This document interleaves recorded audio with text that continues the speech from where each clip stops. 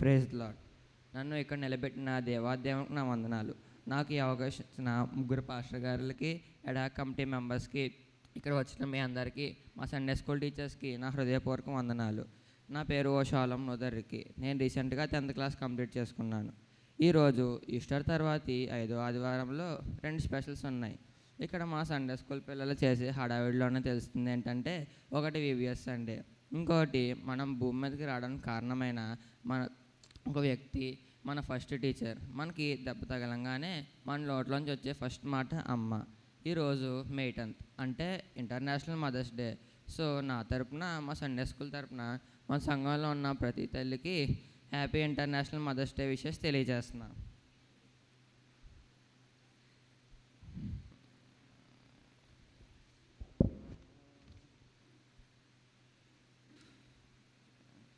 ఇక వాక్యంలోకి వెళ్ళే ముందు చిన్న ప్రార్థన చేసుకుని ప్రారంభిద్దాం. పరిశుద్ధమైన మా ప్రియ పరలోకపు తండ్రి, నీ ఘనమైన నామానికి లెక్కలేని వందనాలు, స్తోత్రాలు. నాకు వాక్యం చెప్పడానికి ఇచ్చిన ఈ అవకాశం కొరకు మీకు వందనాలు. నా నోటి దగ్గర మీరు బోరగా ఉండి నన్ను మరుగుపరిచి వీరితో మాట్లాడండి. ఇక్కడ ఉన్న చిన్నవారు మొదలుకొని ముసలివారి వరకు వీరందరికీ మా వాక్యం అందించమని అడిగి వేడుకుంటున్నాం తండ్రి. ఆమెన్. అసలు వివిఎస్ అంటే ఏంటి? వివిఎస్ అంటే వెకేషన్ బైబిల్ స్కూల్ కదా. వెకేషన్ అన్న పదం వినంగానే ఇక్కడ ఉన్న పేరెంట్స్ అందరికీ, ముఖ్యంగా తల్లిదండ్రులందరికీ చాలా భయం. ఎందుకంటే పిల్లలందరూ లేజీనెస్తో ఉంటారు, లేట్గా లెగుస్తారు, లేట్గా పనులు చేస్తారు. ఇక బాత్ చేయడం అంటే అదో పెద్ద టాస్కే. పూర్వకాలంలో పిల్లలందరూ ఉదయాన్నే లెగిసి తిరిగి ఎప్పుడో ఆటలు ఆడుకొని రాత్రి వచ్చేవారు. కానీ ఇప్పుడు వాటి ప్లేస్లో ఏమొచ్చాయండి? మొబైల్ ఫోన్స్ వచ్చేసాయి అనుకోండి. ఇంతకుముందు మేము ఫ్రెండ్స్ అవుట్డోర్ గేమ్స్ అలా ఆడుకునే వాళ్ళం. కానీ ఇప్పుడు మేము ఫ్రెండ్స్ మొబైల్ ఫోన్స్ అనే ట్రెండ్ నడుస్తుంది. 75 years క్రితం రోడ్ల మీద తిరిగే పిల్లలందరినీ చూసి బాధపడిన ఒక ఆమె పిల్లలందరినీ ఒక చోట చేర్చి వారికి దేవుని వాక్యం, మిషనరీ స్టోరీస్ చెప్తూ మంచి మార్గంలో స్టార్ట్ చేసింది వివిఎస్. 1951లో స్టార్ట్ అయ్యి 2026 వరకు మనం 75th విబిఎస్ని సెలబ్రేట్ చేసుకుంటున్నాం. ఇక వాక్యంలోకి వెళ్దాం. అందరూ ఒకసారి మీ చేతి వేళ్ళను చూడండి. వాటికి ఏం ధరించారు? ఉంగరం. అసలు ఈ ఉంగరాలు ఎన్ని రకాలు ఉంటాయి? గోల్డ్, సిల్వర్, అలా చాలా రకాలు ఉంటాయి. వీటన్నిటిని తయారు చేసింది ఎవరు? మనిషి చేసిన దానికి ఎంత విలువ ఉంటే మరి దేవాదేవుని చేసిన ఉంగరాలకి ఇంకెంత విలువ ఉంటుంది? మనం బైబిల్లో చాలా వాటిని మెసేజెస్గా విన్నాం. కానీ ఈసారి మాకు 2026 విబిఎస్లో ఇచ్చిన థీమే సిగ్నెట్ రింగ్. సిగ్నెట్ అనేది లాటిన్లో సైన్ లేదా మార్క్ అని అర్థం, తెలుగులో ముద్ర ఉంగరం అని అర్థం.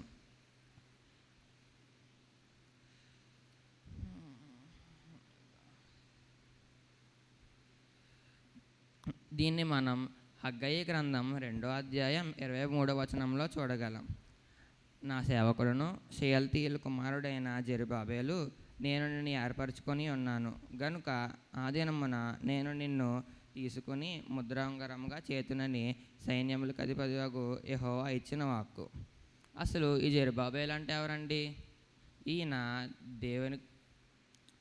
ఈయన దేవుని సేవకుడు మరియు షయల్తీయేలు కుమారుడు. ఈయన దేవుని మందిర నిర్మాణానికి యూదా దేశపు అధికారి. అలాంటి వ్యక్తిని దేవుడు తీసుకుని ఎంపిక చేసుకుని జనములకు నేను నిన్ను ముద్రాంగరంగా చేస్తానని చెప్పారు. అంటే ఒక గుర్తుగా గుర్తింపిస్తానని చెప్పారు. అసలు సిగ్నెట్ రింగ్ అంటే ముద్రాంగరం అని తెలుసుకున్నాం కదండి.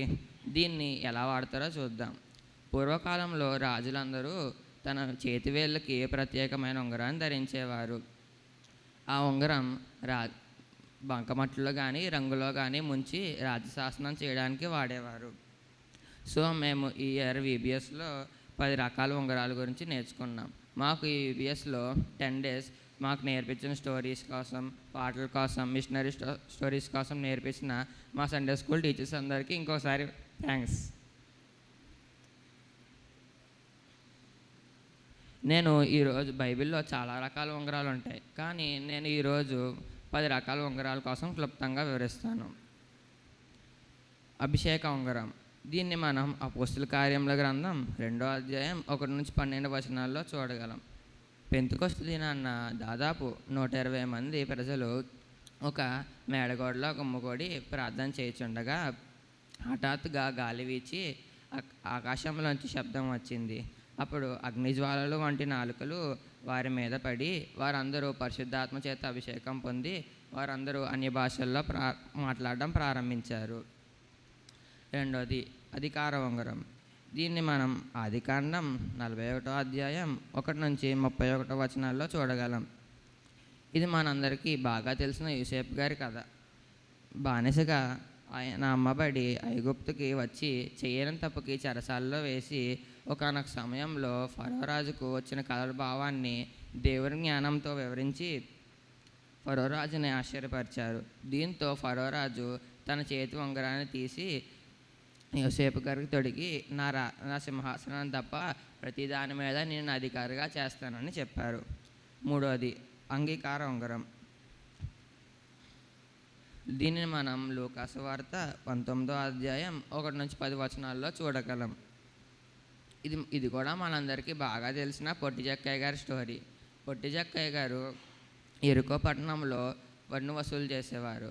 ఒక సమయంలో పొట్టి జక్కయ్య గారికి యేసయ్య వస్తున్నారన్న మాట తెలిసి ఆయన చెట్టుపైకి ఎక్కి దేవుని చూడగా యేసయ్య జక్కయ్య గారి దగ్గరికి వచ్చి నేను నీ ఇంటికి రావాల్సి ఉన్నదని చెప్పారు. అప్పుడు జక్కయ్య గారు యేసయ్యని తీసుకుని తన ఇంటికి వెళ్ళినప్పుడు జక్కయ్య గారు తను చేసిన తప్పులను అంగీకరించి తన ఆస్తిలో సగం భాగాన్ని పేదవాళ్ళకి ఇచ్చి మిగతా సగం ఎవరి దగ్గర అయితే పన్ను ఎక్కువ తీసుకున్నారో వారందరికీ 4 వంతులు ఇచ్చారు. నాలుగవది బాధ్యతాయుత ఉంగరం. దీన్ని మనం లూకాసు వార్త 4వ అధ్యాయం 16-37 వచనంలో చూడగలం. యేసయ్య తన సొంతూరైన నజరేతుకు వెళ్ళి విశ్రాంతి దినమున సమాజ మందిరంలో లేఖనాన్ని చదవడానికి తన చేతిలో యెషయా గ్రంథాన్ని ఇచ్చారు. దానిని జాగ్రత్తగా విప్పి చదివి ముగించినప్పుడు అక్కడున్న ఆయన మాటలకు అక్కడున్న ప్రజలందరూ ఆశ్చర్యపడి దీన్ని బట్టి మనం యేసయ్య అంటే ఆయన దేవుణ్ణి ఆయన రాజ్య విస్తరణలో తన బాధ్యతను మనం చూడగలం. సమాధాన ఉంగరం. ఇది మనందరం ఆదికాండం 33వ అధ్యాయం 1-35 వచనంలో చూడగలం. ఇక్కడ మనం యాషావు గారు మరియు యాకోబు గారి కథను చూడగలం. అన్నను మోసం చేసి పారిపోయి చాలా కాలం తర్వాత తల్లిదండ్రులను చూడడానికి వచ్చిన వార్త అన్నకు తెలిసినప్పుడు అన్న 400 మందిని తీసుకుని వెళ్ళి తమ్ముడు చంపడానికి వెళ్ళినప్పుడు యేసయ్య తన సహాయం వలన ఆయన సమాధానం ఎలా పొందారో మా అందరికీ తెలుసు. అలాగే శాంతినిచ్చి ఉంగరం. దీన్ని మనం 1 సమూయేలు గ్రంథం 25వ అధ్యాయంలో చూడగలం. దావీదు గారు రాజు కాకముందు సౌలు గారు దావీదు గారిని చంపడానికి వచ్చినప్పుడు దావీదు గారు అరణ్యంలోకి పారిపోయారు. అప్పుడు దావీదు గారికి మరియు ధనవంతుడైన నాబాలు గారికి మధ్యన జరిగిన వివాదంలో నాబాలు గారి భార్య అయిన అబిగయలు జ్ఞానంతో ఆ సమస్యని ఎలా పరిష్కరించి తన కుటుంబాన్ని ఎలా కాపాడుకున్నారో మనం చూడవచ్చు. గృహ నిర్వాహకత్వపు ఉంగరం. దీన్ని మనం నెహెమ్యా గ్రంథం 2వ అధ్యాయంలో చూడగలం. ఇక్కడ మనం నెహెమ్యా గారు రాజుని 2 కోరికలు కోరారు. అవి ఏంటంటే, ఒకటి యెరూషలేముకు క్షేమంగా వెళ్ళడానికి, మరొకటి యెరూషలేముకి వెళ్ళే దారిలో ఎటువంటి ఆటంకం రాకుండా ఉండడం కోసం అడిగారు. అప్పుడు రాజు తన ఉంగరాన్ని తీసి ఆయనకు తొడిగి ఈ ఉంగరాన్ని చూపించినప్పుడు నీకు ఎటువంటి ఆటంకం రాదని చెప్పారు. నాయకత్వ ఉంగరం. దీనిని మనం ఇర్మీయా గ్రంథం 18వ అధ్యాయం 8-26 వచనాల్లో చూడగలం. దీనిలో మనం ఇశ్రాయేలీయులను ఐగుప్తుకి దేవుడు వాగ్దానం చేసిన దేశానికి ఎలా మోషే గారు దేవుని జ్ఞానంతో ప్రజలందరినీ నడిపించడం మనం దీంట్లో చూడవచ్చు. పరిపాలన ఉంగరం. ఇది మనం అపోస్తుల కార్యముల గ్రంథం 6వ అధ్యాయం 1 నుంచి 7 వచనంలో చూడగలం. దీనిలో మనం యేసయ్య 12 మంది శిష్యులు దేవుని సువార్త చెప్తున్నప్పుడు చాలామంది రాజ్య విస్తారంలో పాల్గొని దేవుని సువార్తను అంగీకరించారు. దీనిలో భాగంగా చాలామంది బీదవాళ్ళకి పేదవాళ్ళకి ఆహారం పంచుతున్నప్పుడు ఇది తప్పుద్రోవ పట్టింది. అప్పుడు 12 మంది శిష్యులు దేవుని వాక్యం ప్రార్థన ముఖ్యమని చెప్పి న్యాయంగా పరిపాలన చేయడం ప్రారంభించారు. సమర్పణ ఉంగరం. దీన్ని మనం యోహాను సువార్త 21వ అధ్యాయం 1 నుంచి 19 వచనంలో చూడగలం. గలిలయ సముద్రంలో శిష్యులందరూ రాత్రంతా వలలు వేసి చేపలు పడుతున్నప్పుడు ఒక్క చేప కూడా పడకపోవడంతో శిష్యులందరూ నిరాశతో ఉన్నప్పుడు యేసయ్య వచ్చి పడవకు కుడివైపున వల వేయమన్నప్పుడు వారికి విస్తారమైన చేపలు దొరకడంతో శిష్యులందరూ దేవునికి తన జీవితాలను అంగీకరించుకున్నప్పుడు యేసయ్య వారందరినీ మనుషులు పట్టే జాలలుగా మార్చుకున్నాడు. చివరిగా నేను కొన్ని మాటలు చెప్పి ముగిస్తానండి. ఇక్కడ మీరు అందరూ పిల్లలు ఉన్నారు కదా, ఎంతమంది పిల్లలు రోజు స్కూల్కి వెళ్తున్నారు? వచ్చి చేయెత్తుతారా? ఎత్తండి.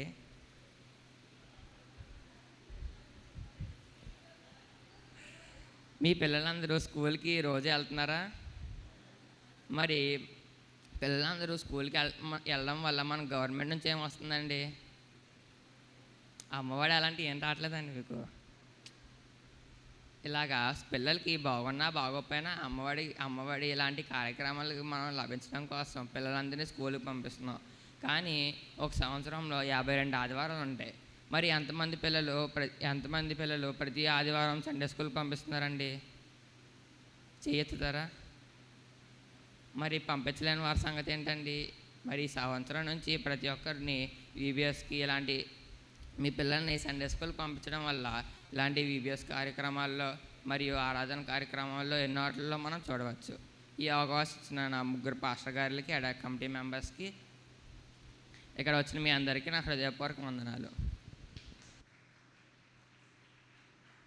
ఈస్టర్ తర్వాతి 5వ ఆదివారము మరియు VBS సండే కొరకు నాకు వాక్య సందేశం చెప్పడానికి అవకాశం ఇచ్చిన దేవాది దేవునికి నా వందనములు. పాస్టర్ల గారికి, అడాక్ కమిటీ సభ్యులకు, సండే స్కూల్ టీచర్లకు, కూడి ఉన్న సంఘ సభ్యులందరికీ నా వందనములు. ఇక్కడ కూడి ఉన్న స్త్రీలందరికీ నా తరపు నుంచి మదర్స్ డే శుభాకాంక్షలు తెలుపుతున్నాను. VBS సండే శుభాకాంక్షలు కూడా తెలుపుతున్నాను. అయితే ఈ దినము మనం చదువుకున్న వాక్య భాగంలోంచి కొన్ని విషయాల గురించి తెలుసుకుందాం. రోమీలకు రాసిన పత్రిక 8వ అధ్యాయం 24 నుండి 28 వచనములు. రోమీలకు రాసిన పత్రిక 8వ అధ్యాయం 24 నుండి 28 వచనములు వరకు చదివి ఉండగా మనం విని ఉన్నాం. ఈరోజు ఈ వాక్యంను బట్టి మనం కొన్ని విషయాలను తెలుసుకుందాం. మనం విన్న పత్రిక భాగంలో ఏం రచించబడి ఉన్నదంటే, ఏలైనగా మనము నిరీక్షణ కలిగిన వారమే రక్షింపబడితిమి అని ఉన్నది. అంటే మనము నిరీక్షణ ద్వారా రక్షింపబడి ఉన్నామంట. అసలు నిరీక్షణ అంటే ఏంటి? నిరీక్షణ అంటే నిరాశతో ఉన్న పరిస్థితులు ఉన్నప్పుడు ఇది జరుగును అని దేవుని కొరకు ఆశతో ఎదురు చూడటం. మనకు కనిపించని దానిని, అదృశ్యమైన దాన్ని నిరీక్షణ అంటాము. మనము కొన్నిసార్లు మన జీవితంలో ముందుకు సాగిపోతున్నప్పుడు చాలాసార్లు అనేకమైన కన్ఫ్యూజన్స్తో మనం వెళ్తూ ఉంటాం. కొన్నిసార్లు ఎలా అనిపిస్తుందంటే, దేవుడు మన ప్రార్థనలు వింటున్నాడా లేదా, అసలు దేవుడు ఉన్నాడా లేదా, మన అవసరతలు డిలే అవుతున్నప్పుడు కానీ, మనము నొప్పి అనుభవిస్తున్నప్పుడు కానీ, ఆయన సైలెన్స్లో ఉన్నప్పుడు మనం చాలా బాధపడిపోయి అసలు దేవుడు ఉన్నాడా అని చెప్పి ఆలోచిస్తాం. అయితే ఇలాంటి సమయంలో మనము వెళ్తున్నప్పుడు ఆలోచించవలసింది ఏమైందంటే, దేవుడు సైలెంట్గా ఉన్నాడంటే ఆయన మన పట్ల గొప్ప కార్యములు చేయబోతున్నాడని. ఇలాంటి టైంలోనే మనము విశ్వాసము, నిరీక్షణ కలిగి ఉండాలి. అందుకే కీర్తనల గ్రంథము 27వ అధ్యాయం 14వ వచనంలో ఇలాగ రాయబడి ఉంది: యెహోవా కొరకు కనిపెట్టుకొని ఉండుము, ధైర్యము తెచ్చుకొని నీ హృదయమును నిబ్బరముగా నుంచుకొనుము. యెహోవా కొరకు కనిపెట్టుకొని ఉండుము. అంటే అదృశ్యమైన సమయంలో నిరీక్షణ గలవారమే ఉండాలన్నమాట. అదే కదా బైబిల్లో మనం చూసినట్లయితే పాత నిబంధన గ్రంథంలో అబ్రహాం గురించి కూడా ఉంటుంది. ఆదికాండము 17వ అధ్యాయం అంతా మనం చూసినట్లయితే అబ్రహాంతో దేవుడు ప్రత్యక్షమై మాట్లాడతాడంట. నీవు అత్యధికంగా అభివృద్ధి పొందేదవు, నీవు అనేక జనాలకు తండ్రిగా నియమించదను, నీకు అత్యధికంగా సంతానాభివృద్ధి కలుగజేసి నీలో నుండి జనములు వచ్చినట్లు నియమించదనని వాగ్దానం చేస్తాడు. అప్పుడు అబ్రహాం వయసు 99 ఏండ్లు. అయినను దేవుడు తనకి ఇచ్చిన మాటను బట్టి అక్కడ ఏమి జరగకపోయినను అబ్రహాము 25 సంవత్సరముల వరకు దేవుని యందు నిరీక్షణ కలిగి ఉన్నాడు. కాబట్టే కదా అబ్రహాముకు విశ్వాసులకు తండ్రి అని పేరు వచ్చింది. విశ్వాసుల జాబితాలో కూడా అబ్రహాం పేరు రాయబడి ఉంది. ఆ తర్వాత అబ్రహాము అనుకొని ఉండొచ్చు, ఎందుకు నాకు కార్యములు జరగట్లేదు అని చెప్పి అనుకొని ఉండొచ్చు. తనకు కనిపించిన దాని గురించి వేచి ఉండకుండా తనకు కనిపించిన విగ్రహాల వైపు తిరిగి ఉండొచ్చు. కానీ అబ్రహాము దేవుని యందు నిరీక్షణ ఉంచి ఆయన చేసే గొప్ప కార్యముల కొరకు వేచి ఉన్నాడు. అబ్రహాము సంతానాన్ని ఎంచుకొని అనేకులకు తండ్రిగా ఉన్నాడు. ఇందాక మనము కీర్తనల గ్రంథంలో చదువుకున్నాం కదా, యెహోవా యందు నమ్మిక ఉంచమని. ఆ విధంగా అబ్రహాము కనిపెట్టుకొని ఉన్నాడు గనుక ఆయన గొప్ప కార్యములు చూశాడు.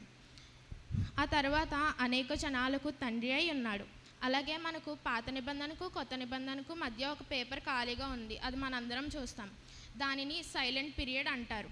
అంటే దేవుడు ఈ కాలంలో ఎవరితోనూ మాట్లాడలేదు. ఆ తర్వాత మనలో కార్యం చేస్తున్నారని మనం నమ్మాలి. ఎంతటి మనలో ఒక రివల్యూషన్ వచ్చేలా వర్క్ చేస్తారు, దానినే మనము దేవుని యొక్క ప్రణాళిక అంటాము. ఇర్మియా గ్రంథము దేవుని యొక్క ప్రణాళికను గురించి చూసినట్లయితే ఇర్మియా గ్రంథము 29వ అధ్యాయం 11 నుండి 14 వచనములు చూసినట్లయితే దాంట్లో ఈ విధంగా రాయబడి ఉంది. నేను మీ గురించి ఉద్దేశించిన సంగతులు రాబో కాలంలో మీకు మేలు కలుగుటకే కానీ కీడు కలుగుటకు కాదు. అంటే దేవుడు మన గురించి అనుకున్న సంగతులు మనకు మేలు చేయటకే కానీ కీడు చేయటం కాదంట. దేవుని ప్రణాళిక ఎప్పుడూ ఉన్నంతలో ఉంటుంది. అంటే కీర్తనలు 139వ అధ్యాయం 16వ వచనంలో చూసినట్లయితే నేను పిండమునై ఉండగా నీ కన్నులు నన్ను చూచెను, నియమింపబడిన దినములలో ఒక్కటైనా కాకమునిపే నా దినములన్నీ నీ గ్రంథంలో లిఖితములాయను అని ఉంటుంది. అంటే మనము మన తల్లి గర్భంలో ఉన్నప్పుడే ఆయన కన్నులు మనల్ని చూసాయంటాం. మనకు అనుగ్రహింపబడిన దినముల్లో ఒక్కటి కూడా అవ్వకముందే మన దినములన్నీ ఆయన గ్రంథంలో లిఖించబడి ఉన్నాయి.